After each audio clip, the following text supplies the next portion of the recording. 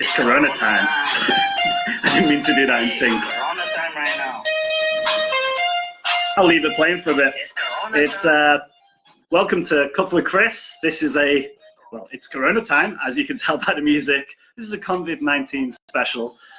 So Cuppa With Chris, I just take a few minutes out of the day to discuss the things that are on my mind at the moment, musings and things. And if anyone does have any questions, you can pose them to me in the comments to the side, or to the side actually, probably that way. Or if you're watching this on catch up, down below. So yeah, what's on my mind? Probably the same as everyone else at the moment. Corona time. Stop this. So yeah, I'm not a medical professional. I did a degree in human health and genetics. I'm just a peasant from the streets. My thoughts are just as equal to anyone else's, although less important than the medical establishment. But I'll throw in my 2 cents. Everyone seems to be talking about it. Is it something to worry about? I wouldn't say worry. Prepare for it. Minimize risk, but I don't think there's any real need to worry. If you're I guess the majority of my audience are, middle age, maybe not middle age, but young adults going up a bit, relatively healthy. If you're a fit and healthy person, I wouldn't worry about it too much, to be honest. Like I said, something to prepare for and minimize the risks. You don't want to deliberately put yourself into risky situations, but other than that, there's no point in walking around as an anxious ball of fear. I think with anything like this, the media, and there obviously is a risk there, but the media will completely hype it up. You can still remember SARS and the other billion other epidemics and pandemics that have happened. And looking back, did any of them affect me? Did any of them affect you, really? No. Well, they didn't affect me personally. You're sitting there going, oh, it was awful, everyone I knew was wiped out, and sorry if that happened. Yeah, one of the things as well, you may think that I'm making light of this situation. I think one of the things as well is just stay positive, stay happy. The last thing you want to do is walk around in a state of fear, adrenaline and cortisol shot through your system, completely weakening your immune system. So in the unlikely or likely event that you are exposed to it, your body's already sort of fighting, and then it gets you. COVID-19 coming to get you. That wasn't me trying to induce fear. But some people will use this opportunity too. And I use the word opportunity deliberately there. Some people, with any kind of event, with any situation, with any external circumstance, some people see it as a problem. Where there's a problem, there's always an opportunity. Some people, there are certain industries, certain businesses, certain organizations, certain groups where travel industry and things are going to be detrimentally affected. There are other people that will see this as an opportunity, certain agendas, certain views, beliefs, that people will use this to timely release information, use it for their own agenda to push their things. So also just be aware of that. But what will I be doing personally? Not a lot too different, to be honest. There's loads of advice going around, make sure you're washing your hands. I mean, these are things that I usually do. I've been aware of coronavirus for a few weeks now. My Alexa wakes me up every morning and reads me news from, first of all, I have Gary V, some motivation by Guy V365, where he, it's a good alarm to wake you up in the morning with him screaming at you. Then I usually have the world news from the BBC, bit of Al Jazeera, bit of national news from the BBC, and other various ones. So it's been on my radar for a bit. but it's only as of last weekend when I was out and about in Chester meeting people, and that's when I started to see people's behaviour in the UK differing. Differing? Oh, it's affected my speech. I'm not even going to try and say it again. They were acting differently. People were more hesitant to hug and things when they greeted. You saw people in supermarkets. I ran into other people and they were like, "Oh, are you stocking up on all your pasta and stuff?" I was like, "No, I'm just here for the usual perishables that I would get, my fruit and veg and bread and things." I already have probably 2 months worth of stock of pasta, rice, all those kind of things. Not because of coronavirus. I just always have them in the cupboard. I'm not like a doomsday person, think that Armageddon's coming all the time. I'm just a massive hoarder for food. Like, I see it, I buy in bulk. I see it on offer, I get it. Make sure it's got a good sell by date. I keep it there. I mean, I can see why some people are panic buying. I'm not going to be like, "Oh, these idiots, what are they doing?" I can kind of get the mentality. But they're buying all things, pastas and things, as if they're going to hold themselves away and never contact the world for ages. But these aren't really nutrient-heavy foods. Like, okay, they'll sustain you, but the things that I'm going out and buying are my veggies, my fruits and stuff. All these things which have got all the. Oh, I didn't say as well. I usually introduce what kind of tea I'm drinking. It's not PG today. It's a green tea. It's a lemon green tea with obviously boiling water in it and a splash of cold water as well, just to make it more easy to drink as soon as I sit down with it. With lots of antioxidants in it. That was one of the things that brought that to the forefront of my mind. Yeah, eating all those foods that are good for your immune system anyway. So if you do get it, then it will give you a much better chance of being okay and surviving it. But again, these are things you should be doing anyway. It's not like, "Oh, now there's a pandemic, I should start eating healthily." You should be doing that anyway. It's a bit hypocritical of me to say this because I've only gone on my health kick for the last 3 months. Before that, I was eating complete and utter shit, and would have been more susceptible to this. One of the things I may make light of it, make jokes of it, and it'll serve me right if I get it. But if I do get it, in the event that happens, I think it's just going to be. It's not going to be nice. It's not going to be pleasant. It's going to be, a major inconvenience. It's going to be, bad flu-like symptoms. But I'm not quaking in my boots that if I do contract it, that it's a terminal diagnosis. I'll look after myself and at that point do research into what I should be doing for myself. But yeah, for like I said, the majority of people that are listening to this, that are in my social network, that are my audience, are phone's messaging away. Are probably already fit and healthy adults.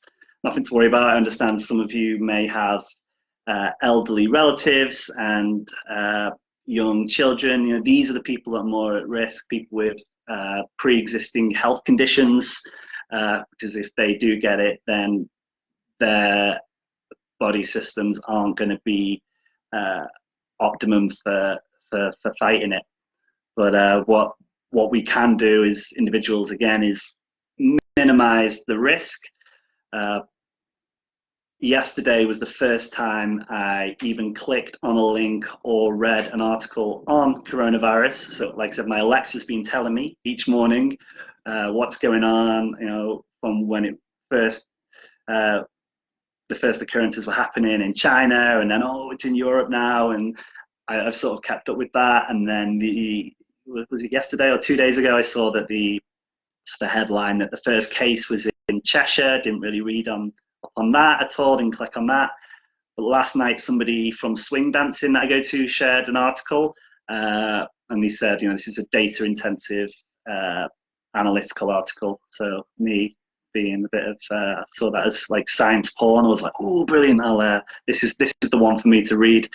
And yeah, a lot of the advice it really went through the spread of what's happened with coronavirus and what countries have done, which have caused the levels to plateau, what other countries have done where it's gone up. Italy. Sorry, that wasn't coronavirus. That was a tactical cough there. But they haven't handled it so well. I have an Italian girlfriend as well. I'm sure she's watching this. But there's some things that some countries have done that were good, and some that others, they haven't done things as fast, haven't reacted as fast. But I get it. I was in a position of power. You don't want to do those extreme measures through fear that people are going to think you're over panicking, overly sensitive. But if you do them and it doesn't spread, they'll never thank you for it anyway. So they're in a tough situation. I wouldn't like to be in their shoes. Other people's shoes that I wouldn't like to be in at the moment are people in the NHS, healthcare workers, because in the event that it does and probably will turn into a big problem in the UK, well, health workers anywhere as well, they're not being allowed time off. They're working in very poor conditions where they're treating people in the corridors. They're having to make very tough choices sometimes because there's only enough equipment for certain people, so they have to decide essentially which ones are going to have the opportunity to live and which ones aren't. Not a position I would like to be in, but yeah, also not a career path that I went into as well because of these kind of situations. So, good skills to everyone that is doing that. Keep up the good work. I do not envy you in the slightest. But yeah, what we can do that came from this article was it's kind of like the social isolation side of things, which it's up to governments to enforce, but don't rely on governments. Don't complain about governments and the services that they give. You've got to take control of your life. You're ultimately responsible. You don't want to play a victim or be pointing fingers and blaming. Just like take some responsibility for your own life and minimize those risks. Countries that have really seen that J curve spike up are the ones that haven't done this social isolation, which sounds extreme, but if you're not in contact with people, you're not going to pick it up.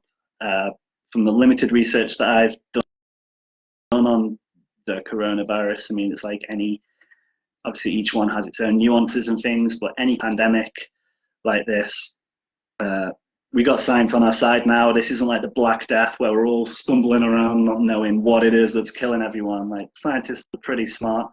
They know, how far it can travel in the air when you cough. What is it, like 2 meters? How long it can last on each surface? X amount of hours if it's on clothing, X amount if it's on metal. So, if you come in contact with metal, then wash your hands before you eat. Just wash your hands before you eat anyway. Like, good practice. Go to the toilet, wash your hands. Like, again, not rocket science in 2020. But yeah, minimizing that contact with people, I guess. So as of last weekend, when I started seeing people acting a little bit differently, and then realizing that, okay, it's in the UK, it's in my county now, so it's becoming a bit more real. And there's obviously a bit of a lag phase between the first diagnosis, and official reported numbers and what the actual infected are that aren't even showing symptoms yet or haven't reported them. So it's always going to be at first bigger than initially stated. So what precautions am I taking? Well, I'll be going out a lot less. So I've just got back from my meeting with my business coach. I'm back in the house now, and I don't really plan on going out now unless necessary. Like, it's not a big inconvenience for me. I've got a giant to-do list here of things to do, and I will be cracking on with that, going into my cocoon whilst the whole world melts around me. And then when I come out, boom, ready to completely execute on this in the real world. But it's my birthday coming up as well. I take that down off Facebook, see who actually remembers and quite frankly cares without that convenient reminder from Facebook. So yeah, on Saturday I'll be celebrating. So I'll be going out then to the local pub for a meal with my family, and then in the evening there's a house party at someone's house because their birthday also fell this week. I'm not the biggest person for birthdays, so I'm just sort of going to latch onto theirs and be like, hey, my birthday too. But if that wasn't prearranged, like, I probably wouldn't. I'd forego not celebrating a birthday just for the sake of my health. And like I said, I'm not fearful that it's going to wipe me out and personally kill me. But I just don't want to be ill right now. I had the flu before. It was horrible. Didn't like it. So whether it's coronavirus or just bog standard flu, don't really fancy it, to be honest. I'd rather be a lot more productive and getting on with things. I don't know what all you guys' thoughts on this is. This is the first time I've done a live, and nobody has joined me. Usually people are dropping in, but this is also the first time I've done it on a weekday at 2:30. I can imagine a lot of you at work at the moment, risking your lives, sitting next to colleagues who potentially may be holding the virus latently about to spring onto you over that 2 meter gap. Yeah, I think it's also up to business owners as well. The study that I read was on about, it really went into the statistics of, what the rate in the population is at the time and how many employees your company has, to statistically work out the percentage that somebody in your company has it. And then if it's over that threshold, boom, shut it down, have people working from home. Generally, I think a lot more people should be working from home anyway, coronavirus or not. We live in this digital economy now. We live in the age of information. A lot of work can be done remotely. It's kind of a legacy hangover from previous ways of working that people are required to be in an office between the hours of 9 and 5. Don't even get me started on this one. And it isn't even 9 to 5 anymore, is it now? It's like 9 till 5:30 at least, or can you come in at 8:30 a bit earlier? We're having a bit of an earlier meeting. Get off my soapbox and return back to coronavirus and my beautiful green tea full of lemony goodness and antioxidants and all of its citrus beneficial things. But yeah, talking of all those beneficial things as well, was what I was going to talk about on one of these broadcasts. Was I posted the other day that I was eating a goji berry for the first time. Great, it is a superfood. I'm just feeling a lot more energized now. I'm not claiming that's because of a goji berry or adding them to my cereal now for the past 4 or 5 days, but it's all these incremental changes. Adding a goji berry may have a 0.001% increase on your general well-being. But then I also started taking ginseng, 2 days ago, and no, Jesus, my blasphemy there. My pills I take each day looks like a tray for geriatrics at the moment. I should be shaking around when I move. Only one of these things is prescribed for any kind of medical condition, and the rest of it is self-medication. I don't mean like I'm sitting there rolling a J, go, oh, I'm self-medicating, bro. Like it's all take a lot of cod liver oil, odorless garlic. Like I said, all these things I'm building into my diet as well. But it's also helped to have these any extra help you can. Like I said, I'm eating a lot more oily fish, yellow fish, cod. Well, cod isn't really, but I am eating cod. But a lot of salmon as well. But yeah, I'd be taking these cod liver oil tablets, the odorless garlic, a general multivitamin, vitamin B, the ginseng. I'm probably missing a few out there. Some iron, although the multivitamin tends to contain the iron as well. So I usually only take that every couple of days. But yeah, all these things you can be doing just for your general health and well-being anyway. Never mind if there's a pandemic going on and everyone's running around buying pasta and toilet roll or whatever they're doing. You want to be in a good, energized state, because each one of these little differences you can add into your life will stack up, and these things usually go exponential as well, just like the coronavirus. And something that's got momentum and is moving forward will go up. But if you're going down, it also drops off fast as well. It's very hard to stay stable. You're either going up or you're going down, and you want to be going up. So yeah, that's what I plan to do. Carry on with my health regime, and isolate myself a little bit, which isn't a biggie for me. Like, I've got plenty to be getting on with.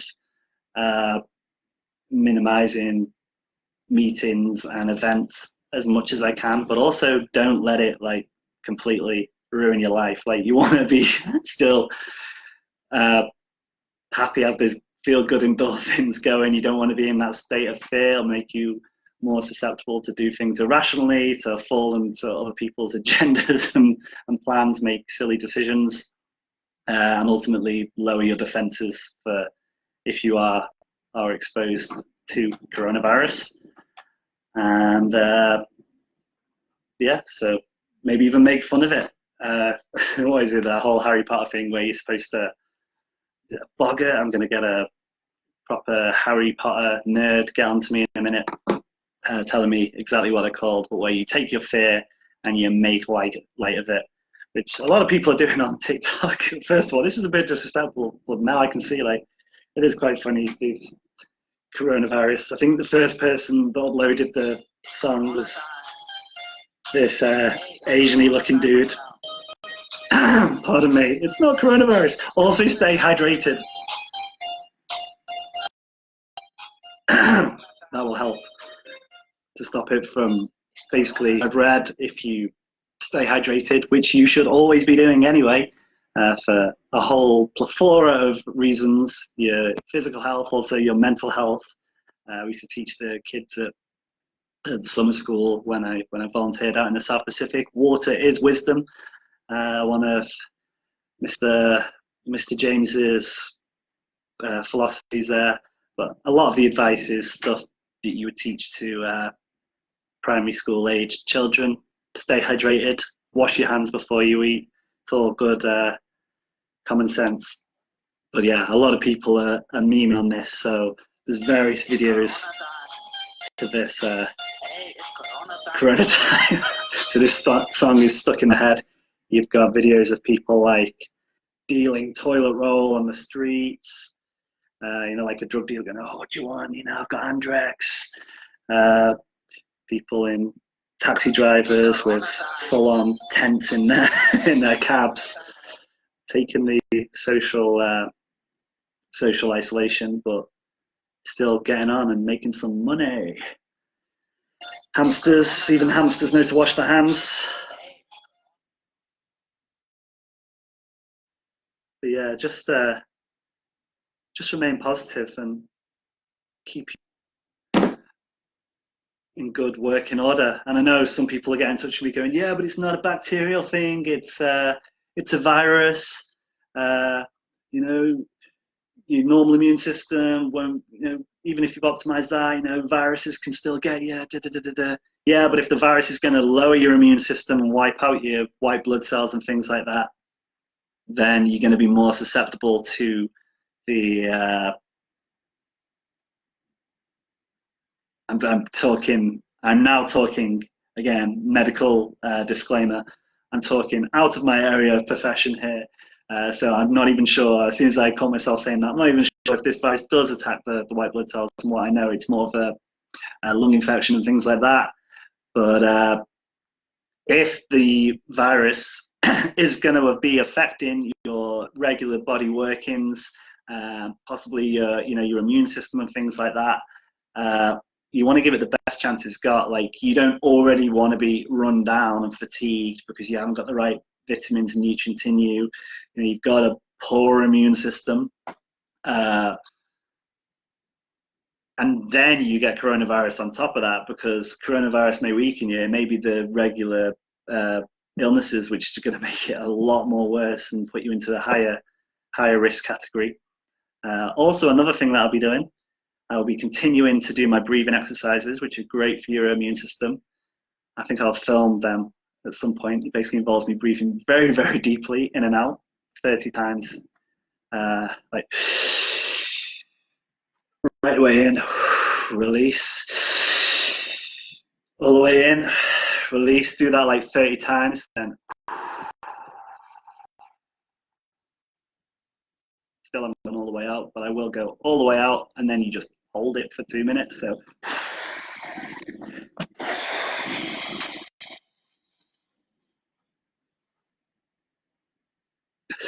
I'll breathe in now because I didn't do it 30 times. But at that point, I would just sit there, and it will get very uncomfortable. And then finally inhale after around 2 minutes and hold. And the thing you do at that point, you hold for around about 10 seconds, is really squeeze, contract your muscles up to your head, pushing the new oxygen intake up to your head. Another great way as well, squeeze your perineum there. This can also allegedly, I haven't looked fully into the research into it, but release the natural DMT that you have in your system. So I know people take things like ayahuasca and things to release the DMT that they have in them. Or that can introduce new DMT into your system, but we all have natural DMT in our pineal gland, so you can release that. That tends, from what I found, that tends to work a lot more. I'll usually do the breathing in, out, 30 times, all the way out, 2 minutes, in, hold, 10. I'll do that 3 times, and then on the 4th time, I'll do the breathing in and out, but then I will retain the air on the final inhalation rather than the exhalation, and then really squeeze the perineum and up the muscles to the head. And that's when I get the most, I'd say that's when if any DMT is being released and I feel pretty trippy, it's usually that after 3 rounds of holding with the release oxygen deprivation, and then on the 4th cycle holding it in, that will send you to another place. So I'm only saying this because these things are good for it's basically putting your body under stress, but it's a controlled stress. So it's like there's 2 different types of stress. So this is like eustress, which is the good kind of controlled stress rather than your body just being panicky. So all these kind of things are going to help you stay fit and healthy. But also, I mean, geez, you're stuck in the house. Maybe your work's going to get shut down. Why not try this breathing thing? Give it a go and get basically high on your own supply. You may as well have some fun. Trust me, it's better than watching whatever's on the box. Probably better than watching this, but at least I'll give you this tip. My phone is ringing away there or vibrating, so I better check what's going on. I'm going to call it quits. But if anyone does have any thoughts on coronavirus, or there's any things that I've mentioned there you want me to expand on, tap away in the comments below, and I will catch you very soon.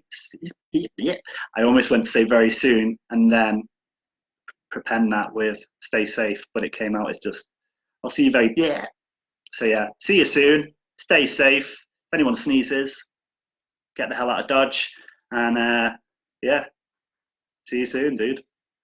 And dudettes. Ooh, I really need a better sign off.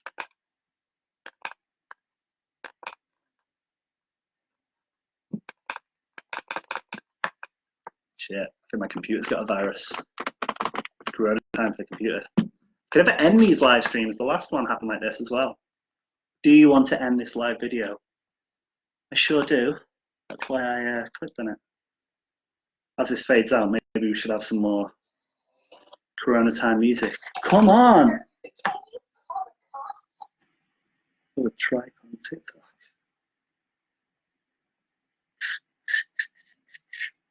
So yeah, bit of a delayed fade out there, but I'll catch you all soon.